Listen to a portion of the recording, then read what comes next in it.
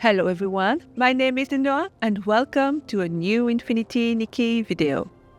Today I am going to review one of the Cash Shop new features called Tide Echo. I will be evaluating its in-game value and hopefully give you the information you need to decide for yourself whether this is worth spending your money on or not. I will also do a quick demo of all the unique rewards in the game's environment. Before we head into this, there are a couple of points I'd like to clarify. First, I will be discussing a feature that requires spending real-life money in the game, but as always, please do not let this video influence you into spending money you did not intend to spend, or worse, that you do not have. And I am speaking from personal experience here. Second, my evaluation of values is strictly relative to the in-game economy. That is, how good the values compare to how everything else in the game is priced. How much a dollar is worth to each one of us will differ depending on the country we live in and our personal financial circumstances. So it is really not my place to tell you what is cheap or expensive in the context of real-life economy. And with that out of the way, without further ado, let's jump right into it. So we are going to head for the shop, which is the first entry in your purple, and I am going to have a look at Tide Echo, which is the third tab. This is, I believe, a new shop feature. I certainly do not remember us ever having anything looking quite like this before. In the column on the left, we have packs of crystals, which also include blings and that are roughly equivalent, and I'll get back to that keyword roughly later, to those regularly found for the same price in the featured section of the shop, from $1 to $10 in value. And on the right, you have sets of rewards called Heartbeam Gifts, numbered 1 to 4, each set containing at least one unique item and evolution materials. Let's start by having a closer look at the gift box's content. Starting with Heartbeam Gift 1 and the Gutter Stripes Socks. 4-star, belong to the sweet category. Very simple, white stuck by default over the knees, but by virtue of being simple, they are also very versatile. They have 6 dye palettes only, so this is going probably to be the most restrictive aspect of those. So yeah, very simple. Again, you can use them in combination with any number of outfits, so probably good to have for most people, but not need to have. This pack comes with an additional 6 luminous prisms, 5 shining particles, and 30 shiny bubbles. Onto Heartbeam Gift 2, this one contains 4 unique items: the Celestial River Dreams hair accessory, the Plush Wings head wear, the Staff of Dreams handheld, all of these being 5 stars, and here you can see them in the wardrobe. It is not at all my cup of tea, but they are quite nice, fully dyeable of course.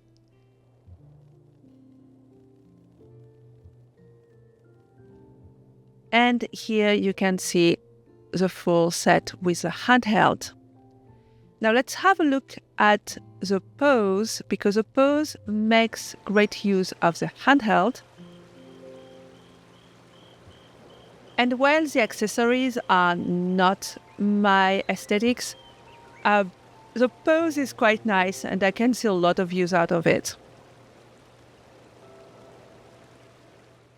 In addition, the Heartbeam Gift 2 comes with 6 Radiant Prisms, 10 shining particles and 60 shiny bubbles.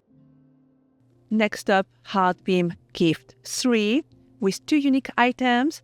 The first decoration, Whirling card array, and the Magic Cat Poker Faceware. Again, this is a 5-star accessory and it's quite unique. I think it's its best selling point is that we have nothing else quite like it. And here we have a preview of the Whirling card array. This is quite nice. I can definitely see how you could use it to make some really fun and creative photo shoots.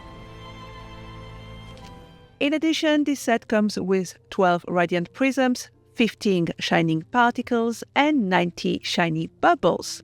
And finally, Heartbeam Gift 4 with the Never Arriving Afternoon decoration set and the Caramel photo prop, which is a filter. First, let's have a look at the decoration. Here I'm using it as a furniture in my home. And this is how it looks like overall. I've already seen a lot of people making very creative use of this one. Here in the night, I love the light effect as well. There are plenty of possibilities using this one, and I think this is one of the better decoration sets that we've had. As for the filter, as you can see, this one adds a lot of contrast as well as warmer tones. Overall, I quite like it. I think I will make more use of this one than most of the other atmospheric filters, to be honest. And then you have also 18 radiant prisms, 20 shining particles, and 120 shiny bubbles. Now, the most annoying thing about this feature is that its design can be misleading because if you look at this interface, it is not immediately obvious that you must buy not one, but 2 sets of crystals in order to unlock any of the Heartbeam gift sets.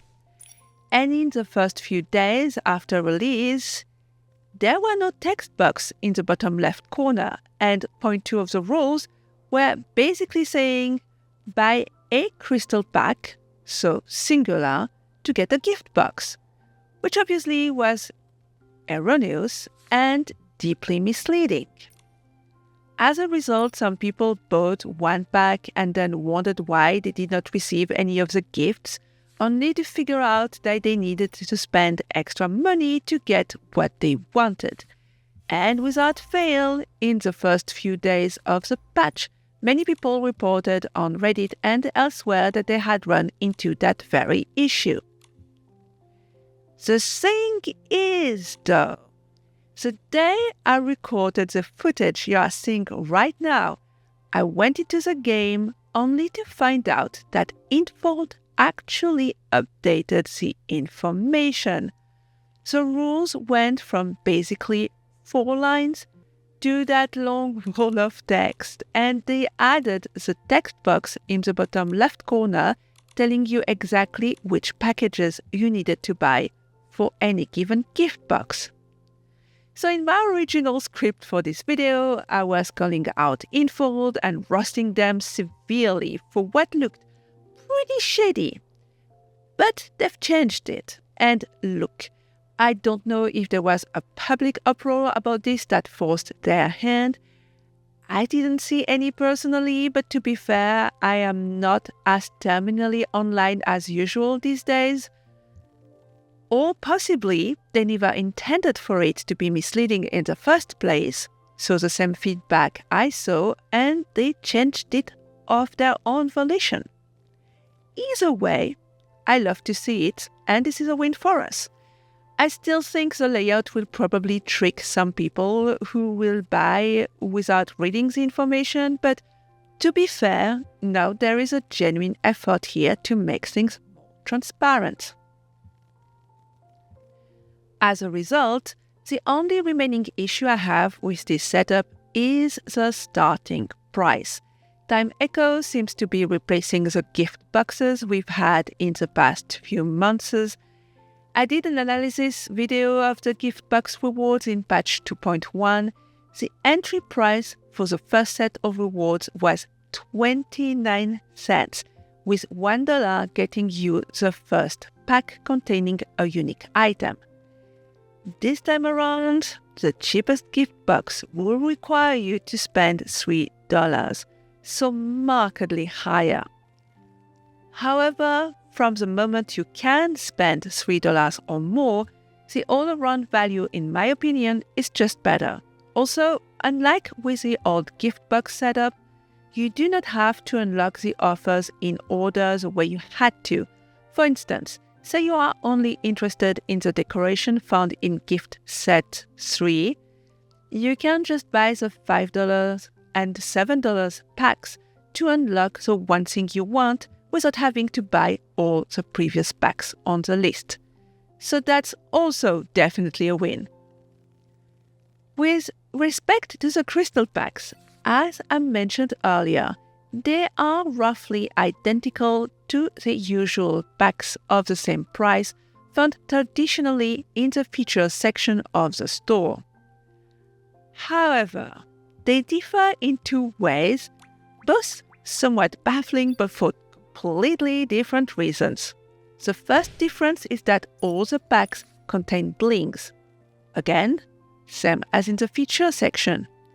But the amount of blings in the Tide Echo packs has been divided by 2. Now, blings have no real monetary value. You should never, ever spend real-life money for blings, so it doesn't detract from the pack values for me. But it's such a weirdly stingy decision from Infold, and I cannot really wrap my head around why they would do that. The other baffling decision concerns the 2 most expensive packs specifically. Except this time, I'm baffled in a good way, as what they did is randomly throw in an extra Revelation Crystal in the Tide Echo packs at no additional cost, so thank you, Infold, I guess? So the TLDR is, despite the small issues with the starting price and the blinks, I feel this is an overall good value proposition. It is not a must-have, the way the triple Stellarite offer we get from time to time is, for instance. And if you were not planning to buy Revelation Crystal packs, and you do not need any of these unique items in your life, you can skip this one with no regret. But from the moment you were planning on buying some of those lower value crystal packs anyway, I would recommend you consider buying from Tide Echo in priority. Certainly if you are planning to buy 2 or more of the packs, or even if you are planning to buy just one of the $7 or $10 packs, since you will get an extra Revelation Crystal for the same money. And here you have it. I hope this helped you along with your decision on whether or not to spend money on Tide Echo. Next up will be a video about Sugar Bloom Isle. I'm also working on part 3 of my overall guide to the game. In the meantime, I wish you all a great day, a wonderful week ahead, and until next time, bye-bye.